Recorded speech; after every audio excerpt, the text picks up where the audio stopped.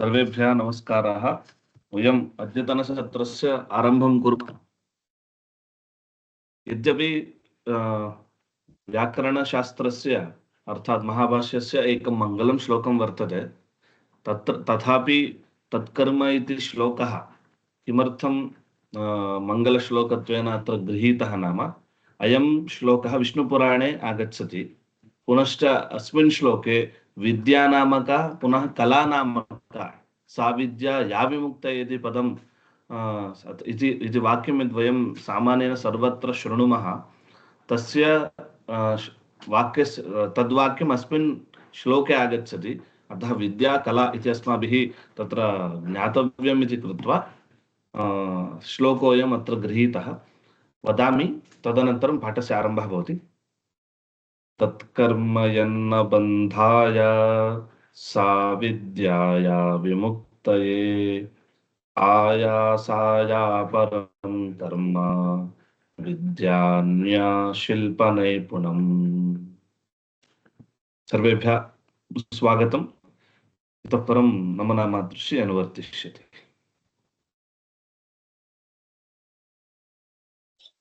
सर्वेभ्यः नमस्काराः। एवं गणेशपर्वणः शुभाशयाः च। हरि ओं, श्रूयते खलु? श्रूयते श्रूयते। आम्, इदानीं ह्यः किं सम्पन्नं तत्र प्रश्नाः सन्ति चेदपि निमेषद्वयं प्रष्टुं शक्नुवन्ति। अपि च किं जातमिति एकवाक्येन किमपि वक्तुं शक्यते वा कैश्चित्?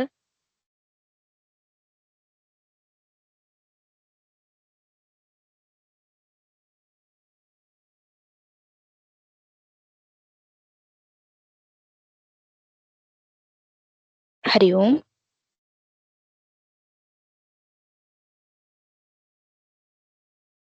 महोदय, अवगमनं तु सम्यक् एव भवति, परन्तु अत्र सारः वक्तुं न शक्नोमि, परन्तु सम्यक्तया अवगच्छति विषयः तु।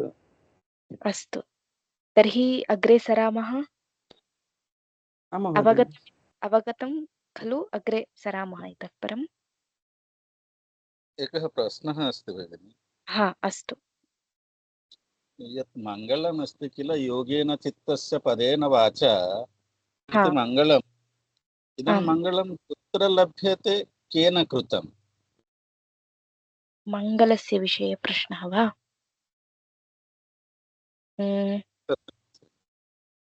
अस्माभिः मङ्गलं तत् कुतः स्वीकृतम् इत्युक्तौ महाभाष्यस्य कर्ता पतञ्जलिः। पतञ्जलिनः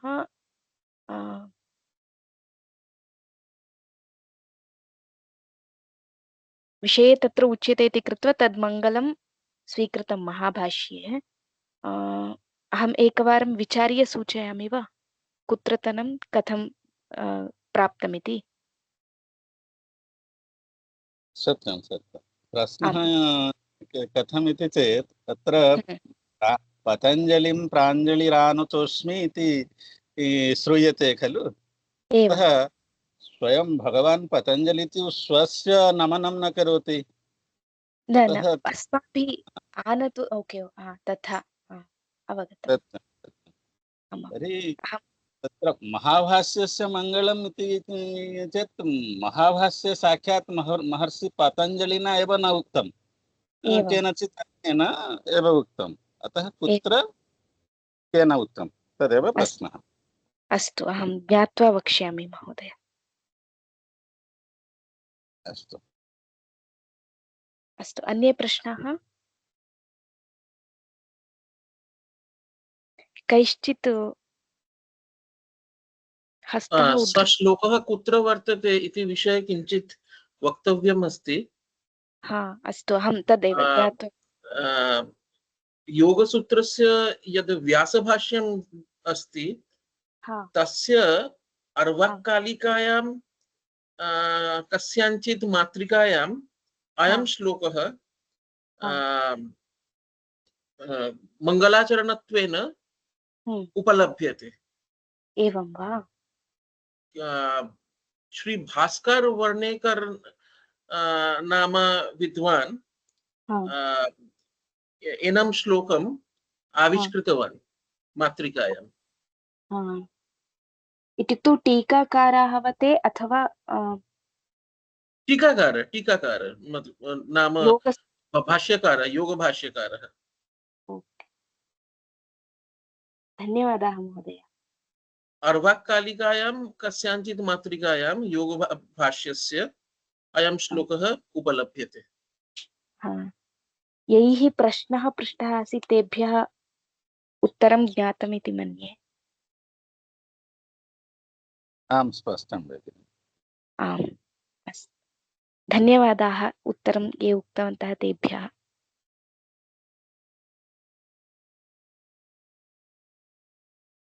अस्तु, अग्रे गच्छामः।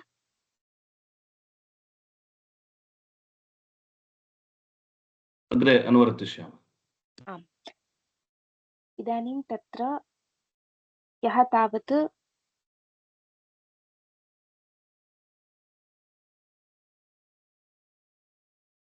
शब्दानाम् अनुशासनं क्रियते इति, इतः परं शब्दानाम् अनुशासनम् अधिक्रियते अथ इति शब्दाधिकारः आरब्धः। अथ शब्दस्य अधिकारार्थत्वं, तस्मात् अथ इति शब्दः इतः परम् अधिकृतं वेदितव्यम् इति एतावत्पर्यन्तम् अवगतमासीत्। अपि च शब्दानाम् अनुशासनं प्रयोजनं, व्याकरणशास्त्रस्य साक्षात् प्रयोजनं शब्दानाम् अनुशासनम् इत्यस्माभिः ज्ञातमासीत्। तदुत्तरमिदानीम् आक्षेपः करोति कश्चन, केषां शब्दानाम् अत्र अनुशासनं क्रियते इति। बहवः शब्दाः लोके सन्ति इति कृत्वा सामान्यशब्दाः अपि सन्ति, एवं विशेषशब्दाः अपि सन्ति इत्यस्मात् अत्र प्रकरणस्थाः शब्दाः इति प्रकरणस्य निर्देशः न कृतः इत्यस्मात् आक्षेपः अयम् आरब्धः। केषां शब्दानाम् अत्र अनुशासनं क्रियते इति। अत्र केषां शब्दानाम् इति प्रश्नस्य उपरि विचारः प्रदीपकारेण कैयटेन प्रश्नस्य उपरि कश्चन विचारः क्रियते। यतः तत्र समासप्रकरणे अस्माभिः तत्पुरुषसमासः किं पदार्थप्रधानः इति विचारकाले उत्तरपदार्थप्रधानः तत्पुरुषः इति अस्माभिः ज्ञायते। इत्युक्तौ यथा राज्ञः पुरुषः इत्यत्र राजपुरुषः इति किञ्चित् पदं, तत्र कः समासः इत्युक्तौ षष्ठी तत्पुरुषसमासः। कथं तत्र विभागः इत्युक्तौ राज्ञः पुरुषः इति। राज्ञः पुरुषः इत्यत्र पदद्वयं वर्तते, राज्ञः पुरुषः इति। अत्र उभयोर्मध्ये किं प्रधानम् इति चेत् प्रायः उत्तरपदार्थप्रधानः तत्पुरुषः इत्युच्यते।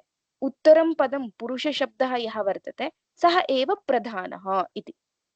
एवं प्रकृते शब्दानुशासनम् इत्यत्र शब्दानाम् अनुशासनम् इति षष्ठी तत्पुरुषसमासः।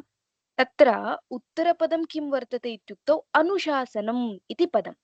तस्मात् उत्तरपदार्थस्य प्राधान्यत्वम् अत्र वर्तते। इत्युक्तौ अनुशासनशब्दस्य प्राधान्यत्वं वर्तते। तर्हि यदि अनुशासनशब्दस्य प्राधान्यत्वं, तर्हि केषां शब्दानाम् इति पूर्वपदस्य विषये, शब्दशब्दस्य विषये प्रश्नः कथम् उपपद्यते इति इदानीं विचारः। केषां शब्दानाम् इति अनुशासनशब्दस्य प्राधान्यत्वम् इत्यस्मात् तद्विषये प्रश्नः भवितुमर्हति, न तु अप्रधानस्य शब्दशब्दस्य। तस्मात् केषां शब्दानाम् इति प्रश्नः कथम् उपपद्यते इति आक्षिपति। इत्युक्तौ विचारः क्रियते प्रदीपकारैः। तदा तैरेव पुनः उत्तरमपि तत्रैव उच्यते। किमित्युक्तौ अत्र बुद्धौ शब्दानुशासनम् इति शब्दस्य बुद्धौ प्रविभागः क्रियते, शब्दानाम् अनुशासनम् इति। बुद्धौ यदा प्रविभागः क्रियते तदा तावत् उभयोरपि प्राधान्यं वर्तते। उभयोरपि प्राधान्यं वर्तते इत्यस्मात् केषां शब्दानाम् इत्यपि प्रश्नः भवितुमर्हति। यथा राज्ञः पुरुषः इत्यत्र कस्य राज्ञः पुरुषः इत्यपि प्रश्नः श्रूयते लोके। तस्मात् शब्दानाम् अनुशासनम् इत्यत्रापि केषां शब्दानाम् इति प्रश्नः भवितुमर्हति। साधु एव प्रश्नः इति उत्तरमपि तत्रैव उक्तम्। अवगतम्? आम्। एकवारं पठामि। भाष्यं भाष्यपङ्क्तिः केषां शब्दानां, तत्र प्रदीपकाराणाम् आशयः। टीका शब्दशब्दस्य सामान्यशब्दत्वात् विना प्रकरणादिना विशेषे अवस्थान अभावात् तन्त्रीशब्दकाकवशीकादीनाम् अनुशासनप्रसङ्गः इति मत्वा पृच्छति केषाम् इति।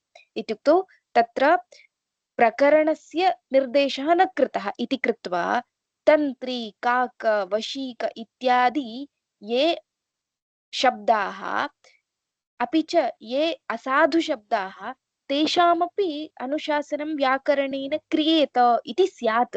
तेषामपि क्रियते वा इति बुद्धौ आक्षेपं निधाय प्रश्नं करोति केषां शब्दानाम् इति। उत्तरपदार्थान्तर्गतस्यापि पूर्वपदार्थस्य बुद्धौ प्रविभागात् परामर्शः। यथा राजपुरुषः इत्युक्ते कस्य राज्ञः इति प्रश्नः यथा भवितुमर्हति, तद्वत् केषां शब्दानाम् इत्यपि प्रश्नः भवितुमर्हति इति विचारः कृतः। अवगतम्?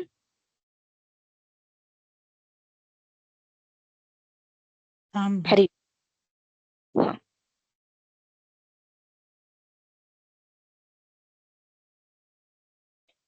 अग्रे महोदय। अस्तु, अग्रे इदानीं केषां शब्दानाम् इति प्रश्नस्य उत्तरं वदति। केषां शब्दानाम् इति चेत् लौकिकानां वैदिकानां च शब्दानाम् अत्र अनुशासनं क्रियते इति। लौकिकानां वैदिकानां च शब्दानाम् अत्र अनुशासनं क्रियते इति उक्तम्। तत्र लोके भवाः लौकिकाः, वेदे भवाः वैदिकाः इति।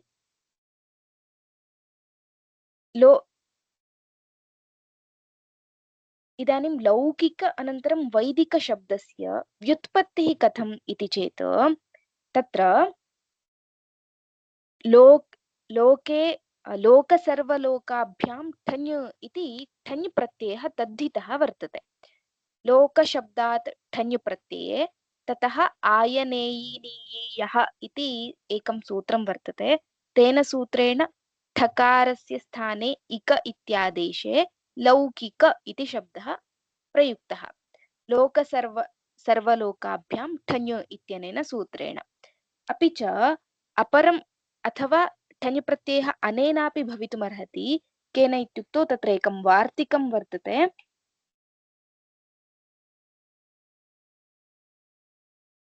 अध्यात्मादित्वात् इति। अध्यात्मादित्वात् इत्युक्तौ लोके भवाः इत्यस्मिन् अर्थे अपि ठञ् प्रत्ययः भवितुमर्हति। तस्मात् आभ्यां ठञ् प्रत्यये लौकिकशब्दः उत्पन्नः। एवं लोके भवाः लौकिकाः, एवमेव वेदे भवाः वैदिकाः। तेषां लौकिकशब्दानां वैदिकशब्दानां च अत्र अनुशासनं क्रियते इत्युक्तम्। के तत्ते लौकिकशब्दाः इत्युक्तौ गौः, अश्वः, पुरुषः, हस्ती, शकुनिः, मृगः, ब्राह्मणः इत्यादि शब्दाः लौकिकशब्दाः। तेषाम् अत्र अनुशासनं क्रियते इत्यर्थः।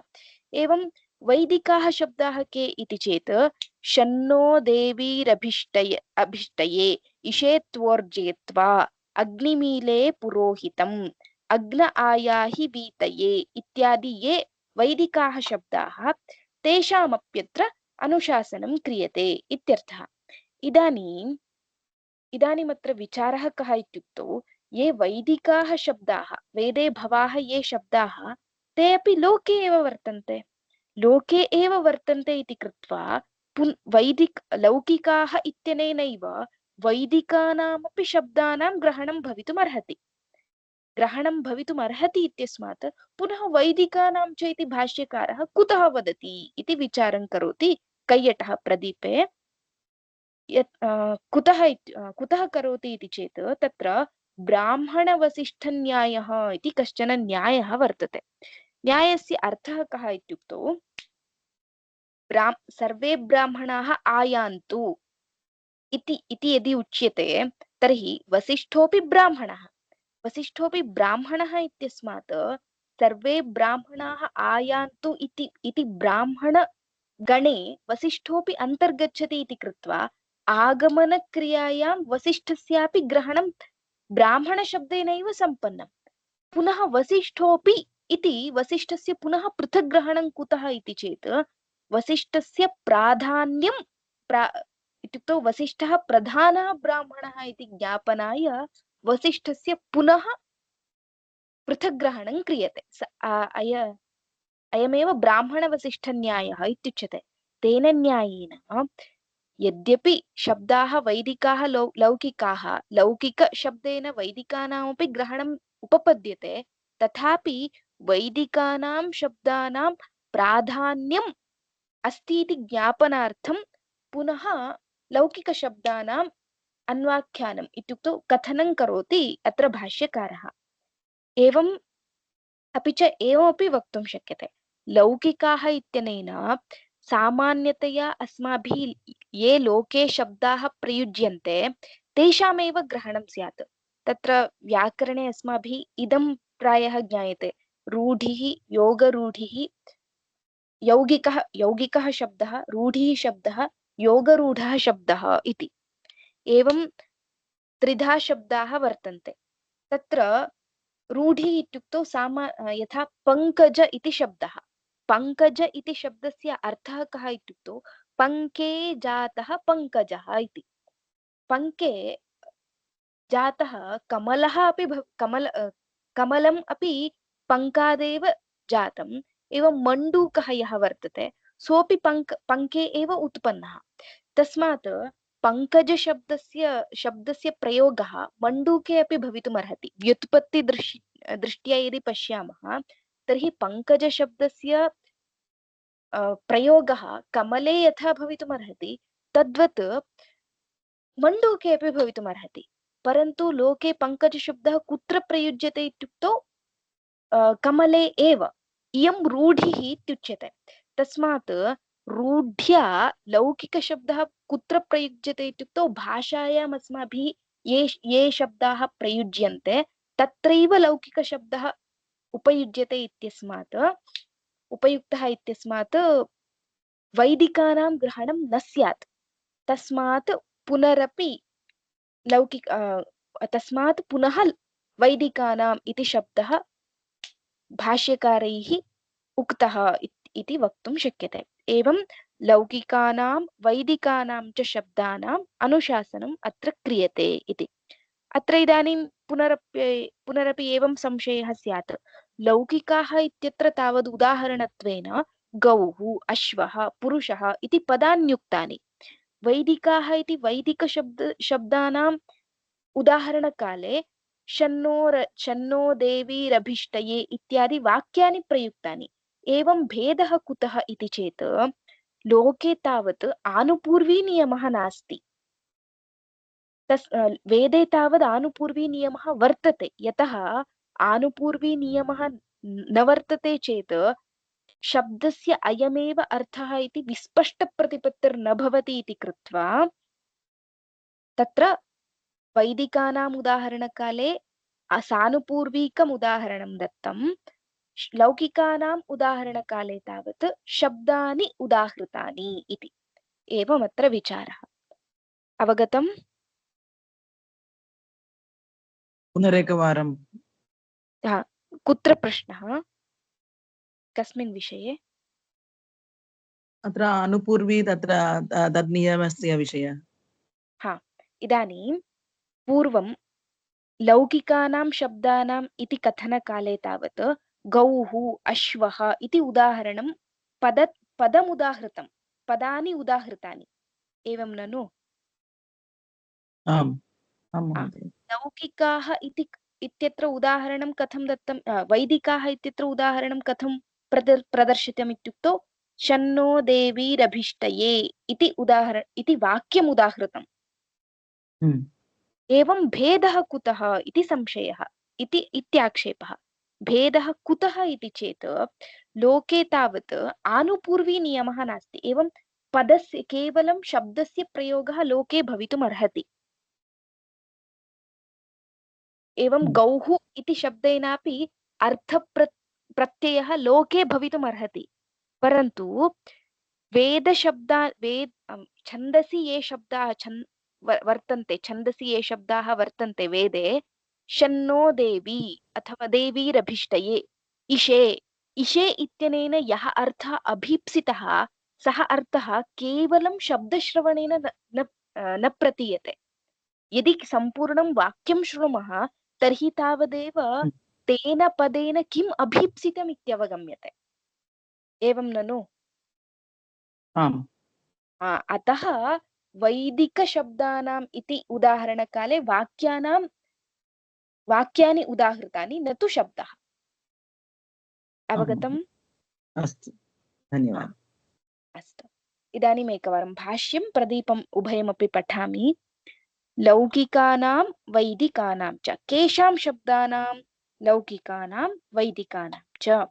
तत्र लौकिकाः तावत् गौः, अश्वः, पुरुषः, हस्ती, शकुनिः, मृगः, ब्राह्मण इति। वैदिकाः खल्वपि शन्नो देवीरभिष्टये, इषेत्वोर्जेत्वा, अग्निमीले पुरोहितम्, अग्न आयाहि वीतये इति। तत्र प्रदीपः सिद्धान्तवादी तु व्याकरणस्य वेदाङ्गत्वसामर्थ्यात् विशेषावगतिरिति मत्वा आह लौकिकानामिति। लोके विदित्वा इति सर्वलोकाभ्यां इति ठञ् अथवा भवार्थे अध्यात्मादित्वात् ठञ्। वेदे भवाः वैदिकाः।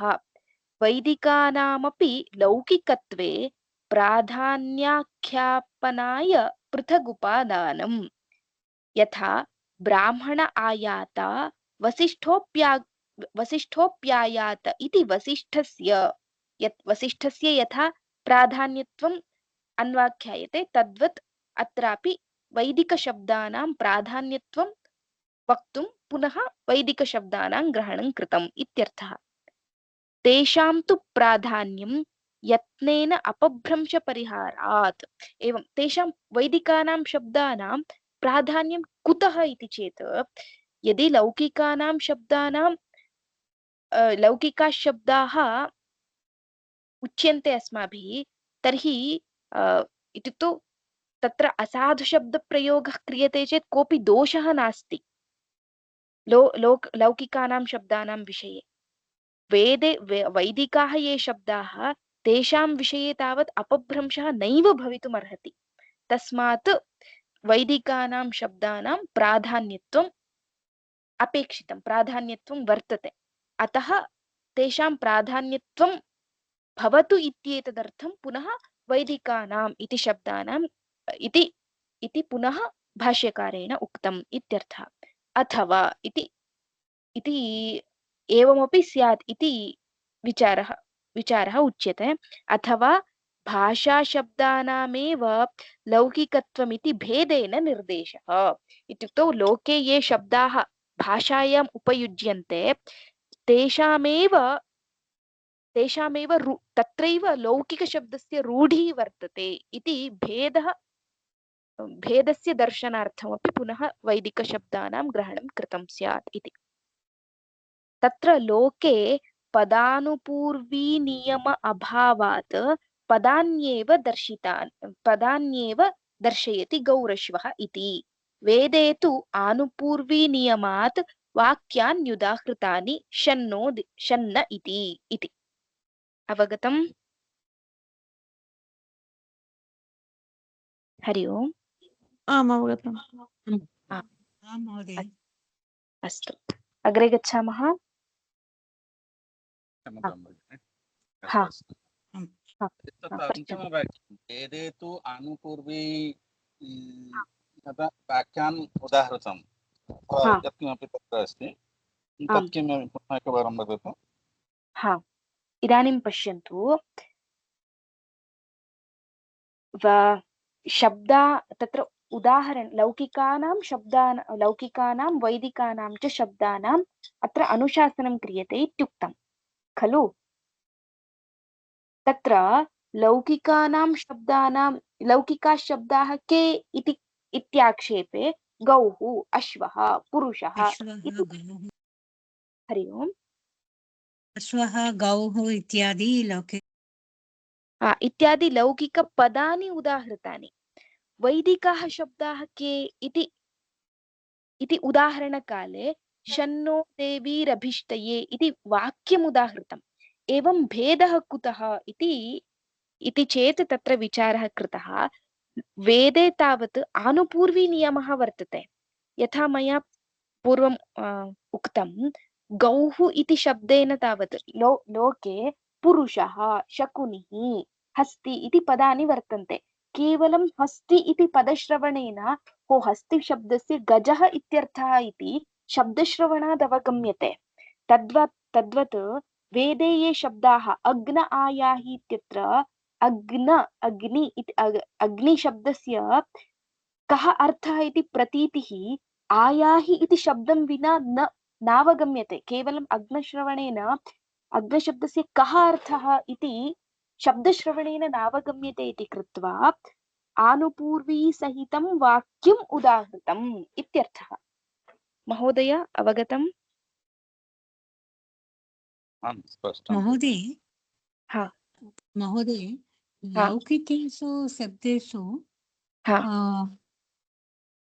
क्रमपरिवर्तनं कर्तुं शक्यते खलु? किं पदानां क्रमपरिवर्तनं कर्तुं शक्यते खलु? किन्तु वैदिकेषु स्वतन्त्र उच्चारणं न कर्तुं शक्यते इति मन्ये। हरि ओं, न श्रुतम्। स्वतन्त्राणि पदानि गौः अश्वः आदि मृगाः आदि सन्ति। वैदिकशब्दानां तु वयं शन्नो देवी रभिष्टये इति मन्ये। अत्र लौकिकशब्दं स्वतन्त्र मीन् गौः एव परन्तु वैदिकशब्दानाम् अत्र अग्नि इति किमपि अर्थं न सूच्यते इति मन्ये।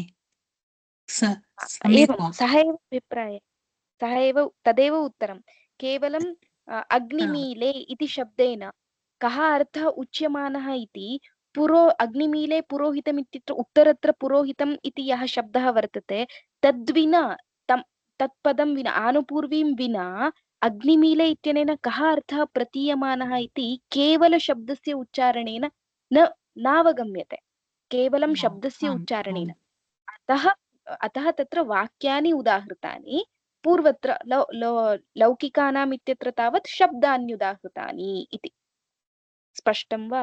आं महोदय, धन्यवादः। इदानीम् अस्तु, केषां शब्दानां? लौकिकानां वैदिकानां च इत्यवगतम्। पुनरपि आक्षेपं करोति, अत्र भवद्भिः लौकिकानां शब्दानां वैदिकानां च शब्दानाम् अनुशासनं क्रियते इत्युक्तं सम्यक्।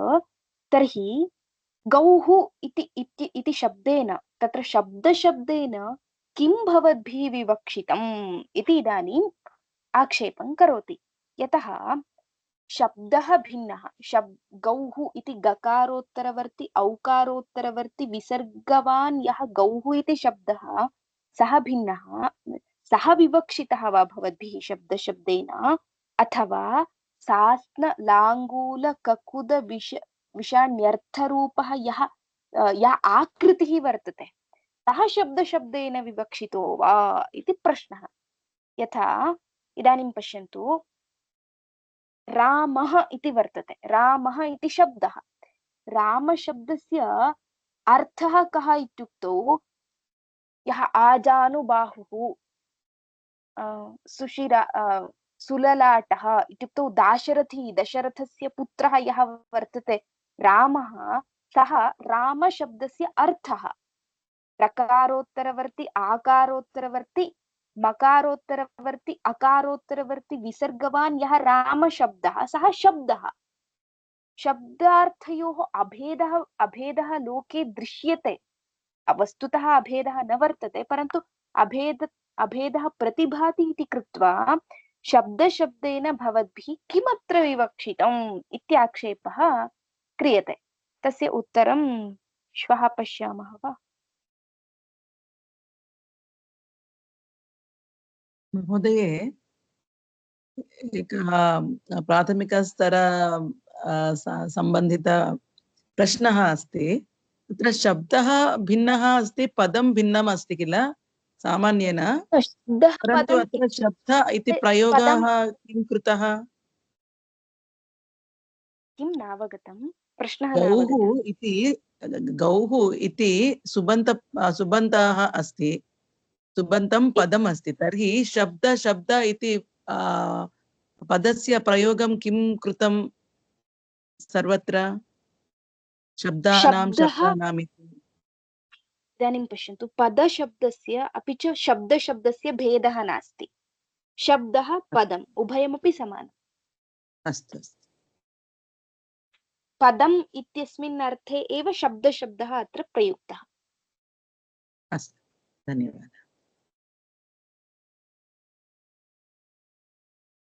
अवगतं वा सर्वेभ्यः?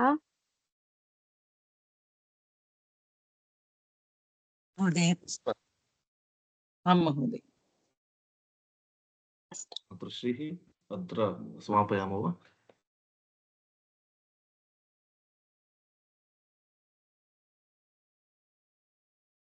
अत्र समापयामः, समयस्तु जातः। पुनः ध्वनिः श्रूयते सर्वेभ्यः? श्रूयते महोदय, श्रूयते। अस्तु, मङ्गलमुक्त्वा समापयामः। तत्कर्मजन्न बन्धाय साविद्याया विमुक्तये आयासाया परं कर्म विद्यान्या शिल्पनैपुणम्। सर्वेभ्यः धन्यवादाः। राम राम। धन्यवादः।